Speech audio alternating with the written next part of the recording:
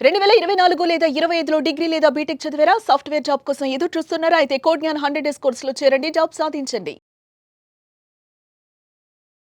అందరికీ నమస్కారం. Welcome to education plus. Exclusively మీ సుమన్ టీవీలో కోడ్ జ్ఞాన్ అనే ఒక ఇన్స్టిట్యూట్ వ్యవస్థాపకులు సాయిరామ్ గారు, వారు సుపరిచితులు. ఇన్ఫాక్ట్ హైదరాబాద్లో అలాగే ఆంధ్రప్రదేశ్లో కూడా 2-3 చోట్ల ఆయన బ్రాంచెస్ పెట్టి విద్యార్థులకి, ముఖ్యంగా ఫ్రెష్ గ్రాడ్యుయేట్స్కి అడిషనల్ బ్రిడ్జింగ్ కోర్సెస్ ఇవ్వడం ద్వారా ఎంప్లాయ్మెంట్కి డైరెక్ట్గా మార్గం సుగమం చేస్తూ వచ్చారు. So he is the right expert to talk to. Sairam గారు నమస్కారం అండి. నమస్తే అండి.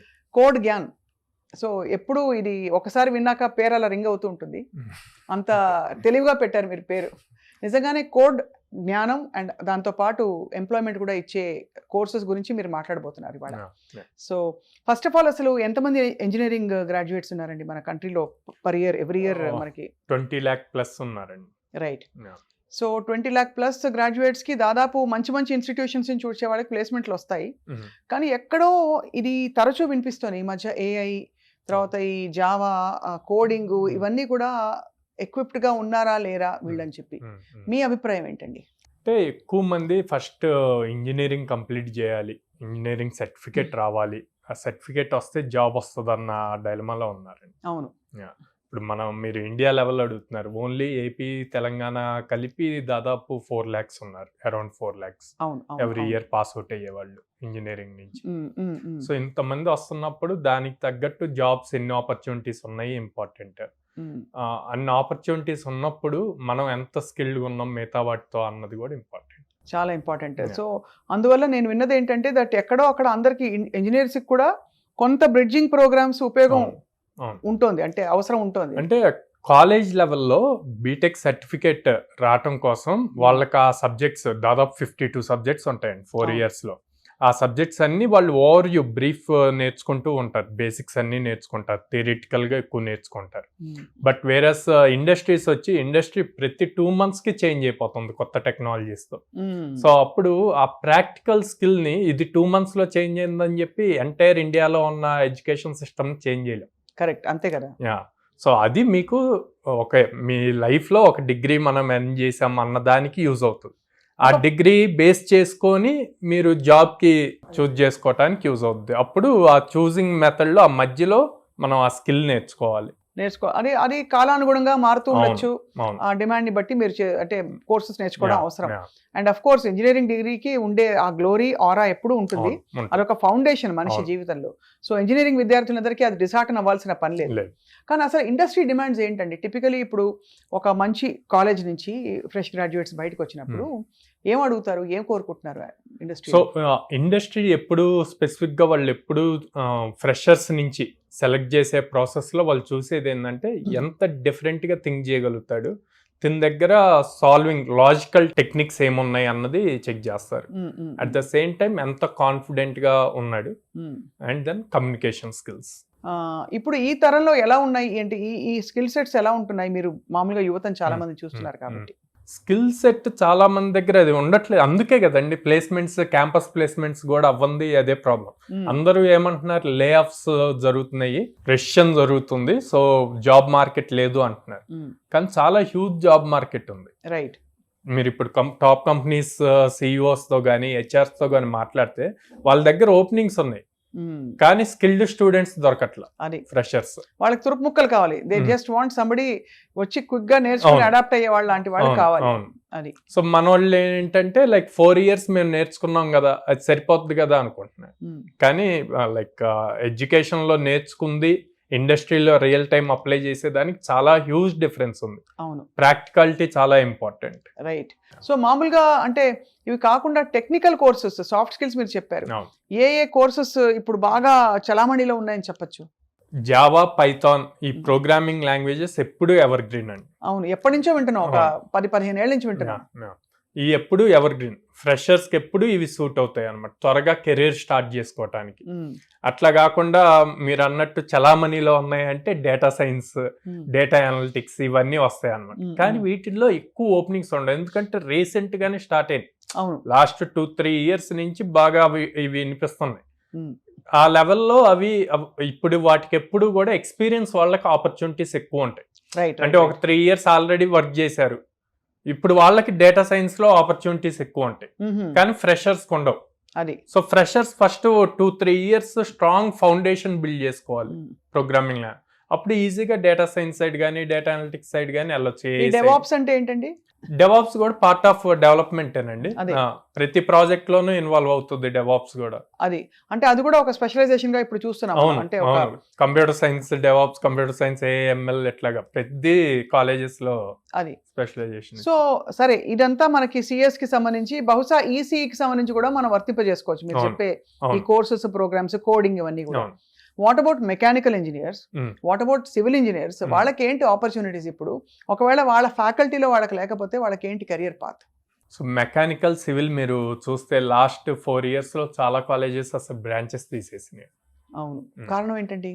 అంటే దాంట్లో జాబ్స్ లేవు, కోర్ జాబ్స్ లేవు అన్న పాయింట్ తో అన్నమాట.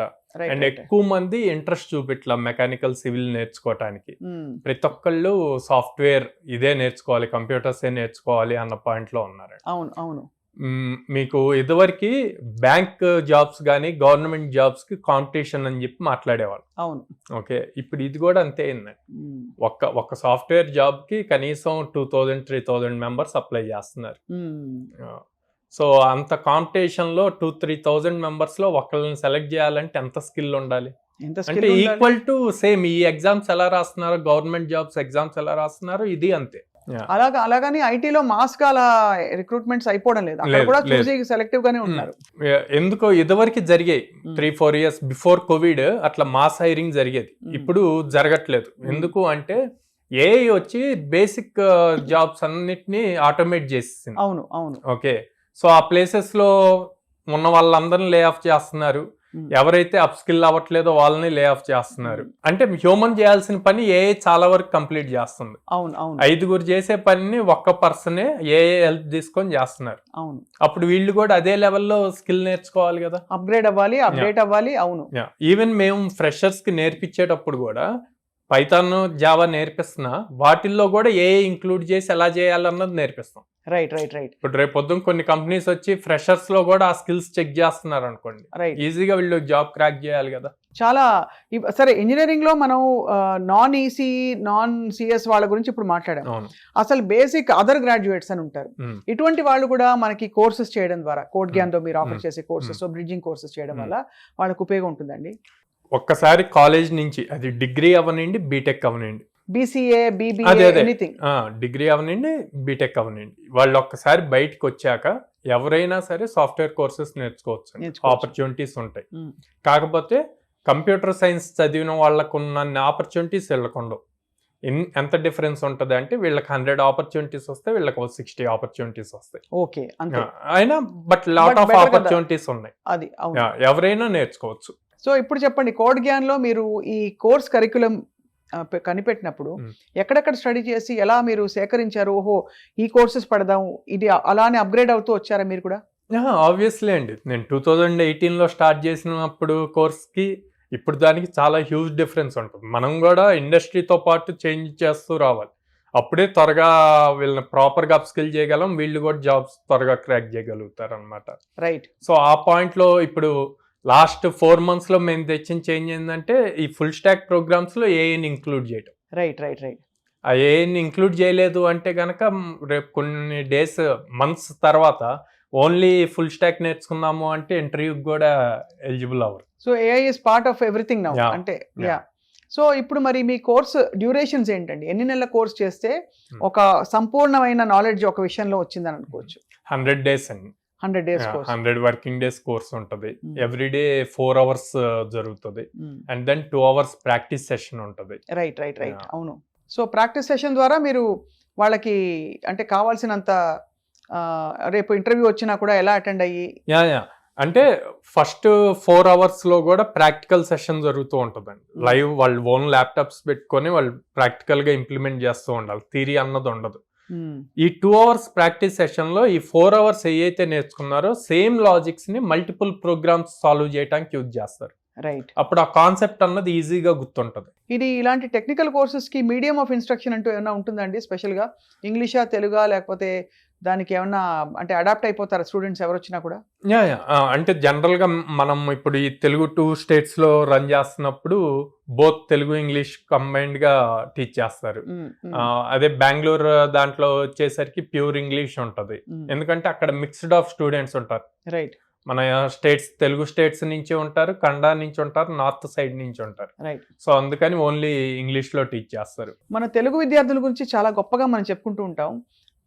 అమెరికా లాంటి దేశాలకు వెళ్ళి మైక్రోసాఫ్ట్, గూగుల్ ఇలాంటి చాలా పెద్ద పెద్ద కంపెనీల్లో వాళ్ళు మొదలుపెట్టినప్పుడు కెరియర్ ఒక 5-10 ఏళ్ళు తిరిగేసరికి ఎక్కడికో వెళ్ళిపోతారు. వాళ్ళ జీతాలు కావచ్చు, వాళ్ళ లైఫ్ స్టైల్, వాళ్ళ అండర్స్టాండింగ్, అది నిజంగా ఒక స్పెషల్ విషయం అని చెప్పొచ్చా తెలుగు వాళ్ళ గురించి?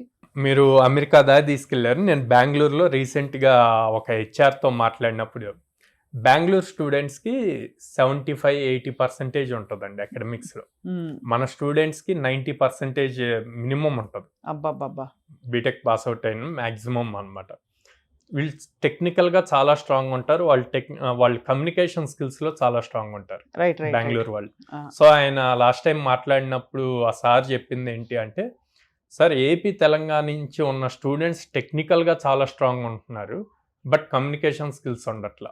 రైట్. సో కమ్యూనికేషన్ స్కిల్స్ లేకపోతే వాళ్ళు రేపొద్దున జాబ్లోకి వచ్చాక కూడా హయ్యర్ పొజిషన్స్కి వెళ్ళటానికి చాలా ఇబ్బంది అవుతుంది. అవును, అది కామన్ ప్రాబ్లమ్ గా ఉంది. దానికి ఏదైనా ఫైండ్ అవుట్ చేయండి సొల్యూషన్ అని చెప్పి. దాంతో పాటు మీరు ఏఐని జోడించినట్టు కమ్యూనికేషన్ స్కిల్స్ కూడా జోడించండి. అంటే ఆల్రెడీ కమ్యూనికేషన్ స్కిల్స్ మనం ఉంది, ట్రైనింగ్ ఉంది, బట్ కమ్యూనికేషన్ స్కిల్స్ అన్నది న్యాచురల్ గా రావాలండి. కరెక్ట్. వాతావరణంలో కూడా ఉండాలి, కొంత న్యాచురల్ గా రావాలి. మా అందరిని అబ్జర్వ్ చేసి కొన్ని పాయింట్స్ మనం ఎంత నేర్పించినా రావు, అబ్జర్వ్ చేస్తే వస్తాయి. అవును అవును. అట్లాగా నేర్చుకోవాలి. అట్లా నేర్చుకుంటే అప్పుడు ఈజీ అవుతుంది.